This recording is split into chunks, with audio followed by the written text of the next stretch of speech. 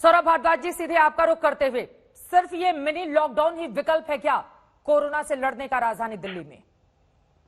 देखिए, इसको मैं अभी फिलहाल मिनी लॉकडाउन नहीं कहूंगा, क्योंकि लॉकडाउन के बाद केंद्र सरकार को और पूरे देश में ऐसा लगा कि इसके जो इकोनॉमी के ऊपर इफेक्ट होते हैं, बाजार के ऊपर इफेक्ट होते हैं, रोजी रोटी पे जो इफेक्ट होते हैं, वो बहुत ज्यादा कठोर होते हैं। हमारी अर्थव्यवस्था देश की -27% इसकी वजह से गई थी। तो केंद्र सरकार ने एक नियम बनाया है कि कोई भी राज्य अगर अपने यहाँ लॉकडाउन या पार्शियल लॉकडाउन या कुछ भी इस तरीके की बंद करता है तो वो केंद्र से इजाजत ले। मुझे लगता है कि सही भी है। इसीलिए दिल्ली सरकार ने केंद्र को ये कहा है कि हमारे यहाँ कुछ बाजार ऐसे हैं जहां पे सोशल डिस्टेंसिंग नहीं फॉलो हो रहा है, हम उस सिचुएशन को मॉनिटर कर रहे हैं।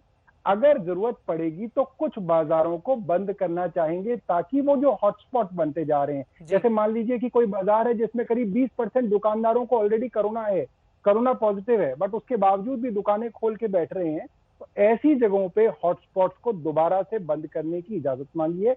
उसी तरीके से शादी ब्याह में थोड़ी छूट दी गई। ये कैसे तय किया जाएगा कैपेसिटी कि दुकानदार को कोरोना है और उसके बावजूद वो अपनी दुकानदारी चला रहा है? ये कैसे तय किया जाएगा सौरभ भारद्वाज जी? जैसे हमने कुछ जगह रैंडम सर्वे कराए, हमने वेस्ट दिल्ली के अंदर डीएम्स और एसडीएम्स की मदद से कंपलसरी दुकानदारों के सर्वे कराए, तो वहां पे कई जगह एक चीज निकल के आई कि करीब 10-12% दुकानदार जो दुकान खोल के बैठे हुए थे, वहां पे उनको कोरोना पॉजिटिव वो लोग पाए गए। उसी से अंदाजा लगाया गया कि बाजार भी इस तरीके के हॉटस्पॉट्स हो सकते हैं जहां से कोरोना फैलने की आशंका ज्यादा होती जा रही है। तो इस तरह से आइडेंटिफाई किया जाएगा। गौरव भाटिया, जवाब दीजिए। देखिए, राजधानी दिल्ली के जो आंकड़े बढ़ते हुए चले जा रहे हैं, उसने यकीनन दिल्ली सरकार के साथ ही केंद्र की भी चिंता बढ़ाकर रखी हुई है। तो लॉकडाउन एक बेहतर विकल्प लगता है आप लोगों? आप लोग इस पर भी राजनीति क्यों कर रहे हैं? देखिए चित्रा जी, सबसे पहले तो ये कहूँ कि केंद्र की सरकार को अपनी जिम्मेदारी का एहसास है कि आप जानती हैं कि पहले जून के महीने में भी जब कहीं ना कहीं दिल्ली सरकार ने जो उसको करना चाहिए अपने कर्तव्य का निर्वाह नहीं किया, तो भी अस्पताल खोलने से लेकर सभी मदद केंद्र सरकार ने दी थी।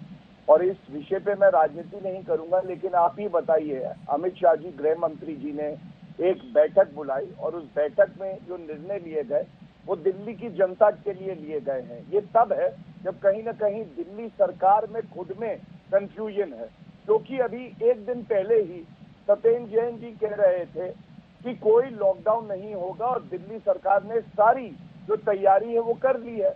लेकिन आज अरविंद केजरीवाल जी ने कुछ और कहा, और जो बैठक अमित शाह जी ने बुलाई थी जिसका मैं जिक्र कर रहा था, उसी में ये तय हुआ है कि RT-PCR टेस्ट जो है वो दुगने कर दिए जाए।